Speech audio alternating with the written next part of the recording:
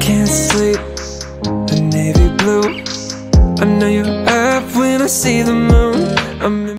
I can't sleep, the navy blue. I know you're up when I see the moon. I'm in my...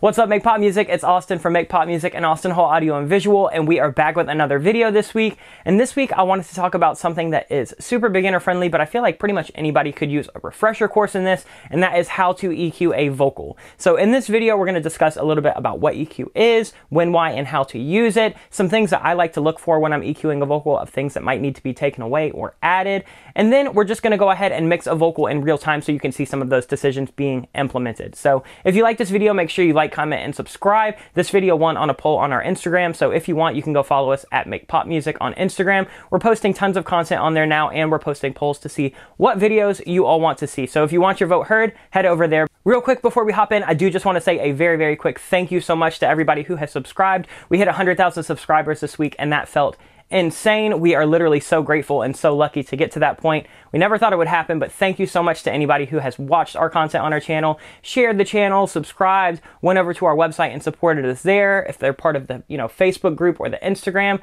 we really, really appreciate all of the love and support. We feel that every single day, and I just wanted to give you guys a quick thank you for that 100,000 before we actually head in. But without further ado, let's go look at how to EQ a vocal.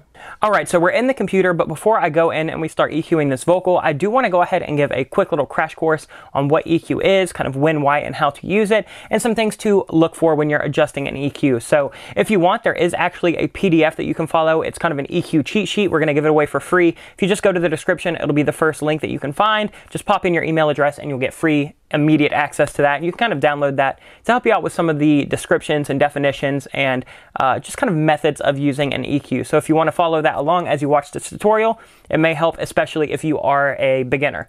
But before we go ahead and start doing all of that, let me give a quick definition on what EQ is. And that is basically a tool that you can use to kind of shape the frequency spectrum of a sound. It's really, really nice to go ahead and add anything or take away anything that might have been unpleasant in your recording. So say if you have something like an issue at 200 hertz where it's just really muddy and boomy, you can use something like an EQ to scoop some of that out. If you have something like 2K in a vocal that needs a little bit more presence, you can feel free to boost that. EQs are a really, really, really good tool to go ahead and sculpt sound to sit better in the mix. You can also start using them super creatively once you kind of get a better scope for them. I love using EQ. It's typically the first tool that I'll go for even before compression or reverb or anything like that to get something sitting really, really right in the mix. So in this video, I will go ahead and EQ a vocal in real time and show you some of the things that I'm looking for. But before we do that, I want to chat a little bit about different kinds of EQs and some of the controls of EQs. That way, as we're going, you can kind of follow along. So we'll go ahead and look in here. So there are three main kind of EQs that we're going to talk about, and the first one is going to be a graphic EQ. You've probably seen these before. There's something like this where down here you have the frequency kind of predetermined, so 25 hertz, 31.5. These are very, very good for things like guitar or bass. You see them a lot in live setups because you're not messing around with a cue, you're not messing around with any kind of dynamic options. It's really just kind of predetermined, and you can set something like this. Very similar to like if you have an iPhone or a car EQ, this is kind of what they're using. So I typically don't use these for vocals ever. They're just not the most flexible. They're kind of bigger broadband tools. So that is a graphic EQ, but we're not really going to focus on that today. For today's video, we're going to be using primarily parametric EQs. And so you'll see a couple different ones. We'll look at Pro Q3 right now. You probably have something like this in your DAW, or you have Infinity EQ by Slate. It's just something like this. And what a parametric EQ is it's an EQ that you have a ton of different freedom with. You can adjust the frequency. Typically, you can adjust the Q, which is how narrow or how wide do you want that EQ add or cut. Which is really, really nice for sculpting sounds. Where graphic EQ, you kind of just get what you get. So something like Pro Q is really nice, especially on videos for me to demonstrate with, because you can solo out something right here, so you can kind of train your ear to listen for frequencies. And you can also adjust that Q, so if you want a really, really narrow boost or cut, you can kind of do some of that. And it's just really easy to see. And then the third kind of EQ is going to be a dynamic EQ, which Pro Q also has. You can just swap it to dynamic, and basically it'll work the same way that a kind of compressor works. So you set a threshold, and anytime that a frequency over peaks that threshold, it'll go ahead and start taking that away from your mix. So it's really good if you have like sibilant vocals, or you have vocals that have this really weird kind of mode that only come in on certain words, you can do that with the dynamic EQ. That way you're not absolutely gutting your sound all the time. But, you know, if you have one word that sounds a little bit wonky, it'll handle that. So that's a parametric EQ. Kind of confusing, but these are all also parametric EQs. So they look completely different. They act, honestly, a little bit different, but they're kind of doing the same thing. So these are all in Slate's bundle. We'll use all of them on the channel eventually. So with these, they're all a little bit different, but they kind of work the same way. Typically, you'll have something like this. If you see K, you know that that's going to affect the hertz. So this will affect the frequency, these will affect the frequency, these will affect the frequency, and these will affect the frequency. So these are going to be all where you're operating that EQ. And then on this side, this is going to be how much you're boosting or cutting. So these are going to be called your gain or your amount. So if you want, you know, to EQ at 12K, you can boost it, you can take it away, you can do all of that kind of stuff. And this is just how you turn them on and off. Some EQs will have that, some will not. So again, you've got your gain over here, you've got your gain over here, and then the SSL is actually really nice because they do have a Q operator.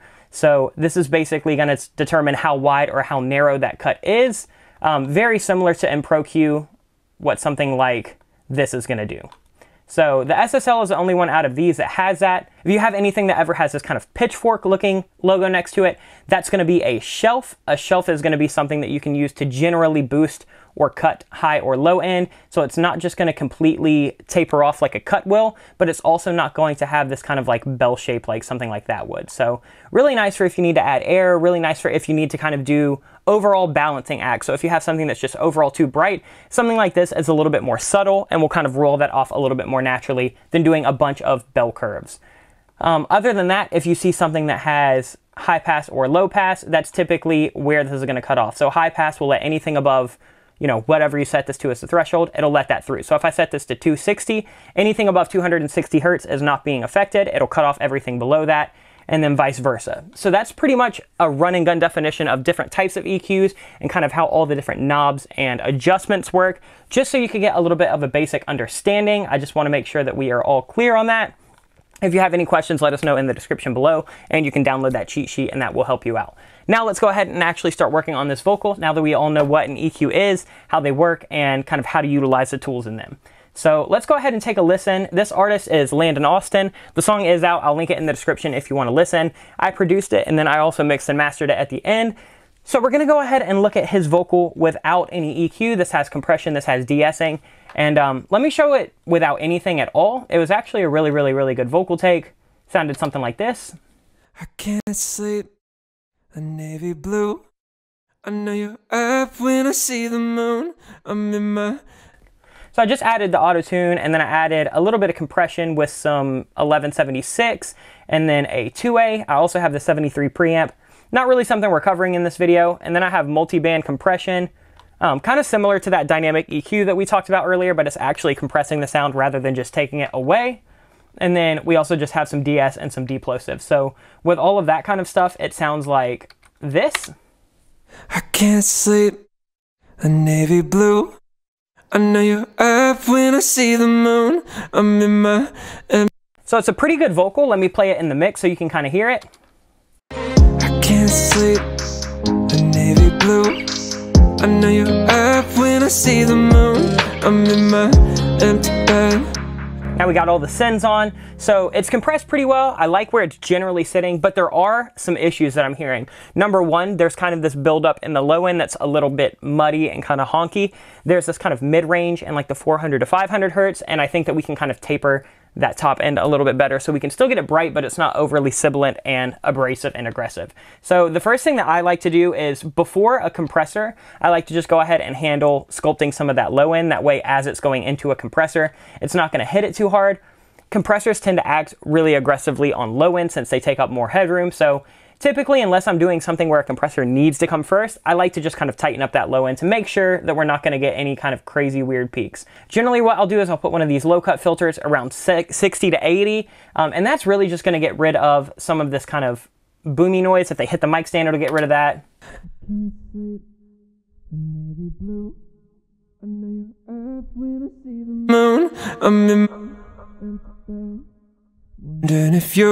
I just really don't need a lot of that. It's just kind of getting in my way. So Let me take all these out so you can really hear it. I can't sleep. It's just kind of muddy, honky. It's just going to get in the way of my headroom. So I'm going to take that out. So generally, I want to kind of handle this 400 hertz region because it can get kind of boxy. I'll show you. And this is why I like using Pro Q, especially early on, is so you can hear these frequencies soloed. I know you're up when I see the moon. I'm in my empty bed, wondering if you will come over to. I'll solo it just so you can hear a little bit better. I like the EQ in the aspect of the entire mix, but this is just really honky. I can't sleep.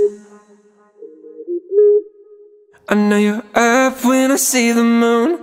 So when I'm kind of controlling that, that means it's not going to hit the compressor too hard right there. And I'm feeling pretty good about that. I don't want to butcher it too much before we start doing that compression. But what I will do is go in here now with like a custom series EQ after these compressors and just start to shape the sound a little bit more. I want a little bit more brightness and I want to kind of control some of those mids still a little bit better. But I don't want something as pinpoint as that kind of Pro Q instance. So yeah, let's go ahead and take a listen. Can't sleep, a navy blue. I'm going to start by boosting 15K hertz. That's typically high enough where I can get a nice air, but it's not going to get in that range of being really sibilant like something from 8 to 10K would. You have to be really careful when you're dealing with like 5K and when you're dealing with like 8 to 10K because that's the area where those vocals get super pokey and super kind of sharp and aggressive. So I'll definitely over exaggerate this and then we'll dial it back to where I feel like it feels solid. I can't sleep. A navy blue. I know you're up when I see the moon. I'm in my empty bed, wondering if you.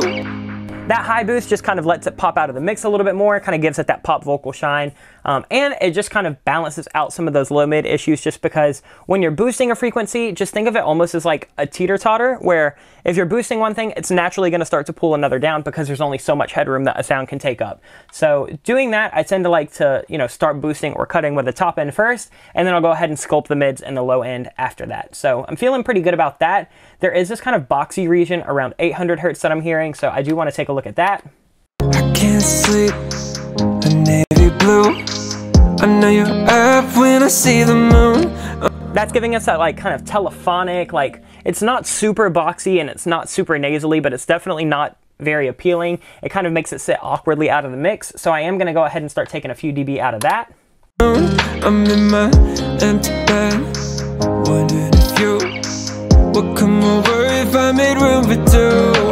Cause midnight is like all. It's feeling really good to me now. I'm just going to take away a little bit of this 100 and I am going to go ahead and pop up this this filter right here, this high pass filter to like 80. And let's go ahead and take a listen. I can't sleep, a navy blue. I know you're up when I see the moon. I'm in my empty bed. That's feeling pretty good to me now. Now I feel like it's time to go ahead and start really fine sculpting. So we'll use something like a Pro Q. And what we're gonna do is we're going to start using like some notches and stuff like that to really tighten up this vocal. So we're gonna do that last in the chain because we've already got a de-esser and everything rocking. So I don't want to do too much before any of those to really affect those. So again, I'm just going to give it one last cut because sometimes when you're adding these analog style EQs, they can add this kind of like DC noise and hum. So I'm just going to add that down there to make sure that we're really not getting any of that that's going to screw up our headroom. And let's take a listen. I can't sleep, a navy blue. I know you're up when I do want to put like a dynamic cut around here because when he says like C, blue, it kind of hits right there and it's kind of getting boomy. So let's see if we can control that. I can't sleep, a navy blue. I know you're. And the auto threshold on this normally works pretty well, but if you want to adjust the threshold, you can open that out. And the lower you have it, the more it's going to catch. The higher you have it, that just means that it has to be a higher peak for it to actually hit. So you can see it engaging here. I can't sleep, a navy blue. I know you're up when I see the moon. And that down there is way too much, so I could go ahead and put it back on auto. I'm in my empty bed, wondering if you would come over if I made room for two. Cause midnight is like all I And I'm gonna widen up this Q so it can kind of get into that like 200 to 400 region because I do want a little bit more, and I'm gonna change this slope. That way it's just a little bit tighter. I don't want to affect too much outside of this. I can't sleep, a navy blue. I know know you're up when I see. And that's feeling really good to me. I hear this like kind of hissy top end, so we're gonna go ahead and take a look up here. I can kind of see it spiking. I can't. I know you're up when I see the moon. I'm in my empty bed, wondering if you would come over if I made room for two. That gets rid of a lot of that weird hissing and just kind of nasty, whistly sound. That'll happen a lot in this kind of like 6 to 8K region. I like to also look around here around this 2K region because that adds a little bit of that kind of telephonic effect. I can't sleep.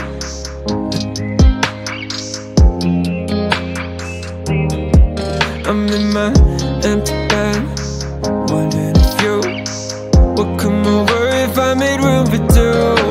Cause midnight is, I can't sleep. The navy blue, I know you're up when I see the moon. I do think I want to just add a little bit of a high shelf to just kind of naturally taper this off. It is a bright vocal, and I like that 15K that I added with this first kind of EQ back here. But doing stuff like that can kind of add this overly bright sibilance. So I need the shape from that, but I do want to just kind of bring that all back as one cohesive piece now. I can't sleep. The navy blue, I know you're up when I see the moon. I'm in my empty bed, wondering if you would come. It's feeling pretty good. The last thing I think I want to do is kind of handle this, 600 to 800 region. Make sure we're not getting any kind of nasty stuff peeking through. I know you're up when I see the moon. I'm in my empty bed, wondering if you would come over if I made room for two. Cause midnight is, I can't sleep. The navy blue, I know you're up when I see the moon. I'm in my empty bed. And that's pretty much all the EQ cuts I want to make to this. So generally when I'm looking at a song, I'm trying to do as little as possible. So we kind of staged it with 3 different EQs. We were able to just control the lows going into the compressor and kind of notching out that really kind of honky 400 region. Then after the compressor, we were able to add a more analog style EQ with this custom series EQ, boosted some nice kind of shiny bright top end, cut some of this boxy 800 region, and then also cut some of this like boomy 100. And then we were really just able to kind of tighten this up at the end. So kind of doing that dynamic cut between, 150 and kind of 400 hertz really let us get that vocal to where when he's lower in his register, it doesn't kind of boom on the mic, but it doesn't absolutely gut it when he's outside of that register. Because if we just did a static cut there, it would have just kind of scooped the entire vocal and it would have sounded really thin and nasally and brittle. And then other than that, it's just all about kind of controlling some of these weird little notches with things like notches and, small kind of bell curves. Let's take one more listen and see if there's anything else we want to look at. I can't sleep. The navy blue, I know you're up when I see the moon. I'm in my empty bed, wondering if you would come over if I made room for two. Cause midnight. There's like a little plasticky range right there, so I'll take that down. I'll make this cut a bit brighter and wider. Let's see if that helped. I can't sleep. The navy blue, I know you're up when I see the moon. I'm in my empty bed, wondering if you would come over if I made room for two. Very subtle, but it just kind of tightens up that vocal really nice to sit better in the mix. So you're not going to have any of that low end eating up headroom, and you're not going to have any boominess when the arrangement kind of drops out. And the last EQ notch I want to add right before we end all of this is that there's kind of still a little build up around this 300 region. So we'll go ahead and take that out. The navy blue, I know you're up when I see the moon. I'm in my empty bed, wondering if you would come over if I made room for two. Now we're not getting any of that kind of muddy low mid. Could be proximity effect, could be that the mic wasn't absolutely perfect for his voice. It's probably just proximity effect and, being more of a minimal arrangement, but you really want to tighten up those low mids. So low mids tend to be a big culprit in kind of not great vocal mixes that I hear, and then really just nailing some of those high mids and making sure that the vocal is cutting through the mix, but it's not overly sharp and kind of tinny and aggressive and sibilant. So yeah, that's pretty much it. That's all that goes into it. And there you have it. That's how I like to EQ my vocals. Again, every vocal is going to be different because it's a different vocalist, a different mic, it's a different song. So don't feel like you need to go ahead and copy these EQ moves because I don't think that they're going to bring the result that you're expecting. Instead, try to use some of the principles and concepts that we talked about in this video because I feel like that will help you so much more. So definitely feel free to implement those. Again, if you want that free PDF that I was talking about, the kind of EQ cheat sheet, head to the link in the description and you can just pop in your email and we'll send you that immediately. And hopefully that will help. If you guys want more content like this, let us know. Let us know what you want to see in the comments down below. And if you like this video, feel free to like, comment, and subscribe. It helps us out a ton. It's growing the channel faster than we could have ever imagined. And if you want to support the channel, head over to makepopmusic.com. Check out some of our courses, samples, presets, MIDI packs. We got blog posts, all kinds of good stuff. But other than that, we will see you guys next week. I hope you're all staying safe. Much love and peace out.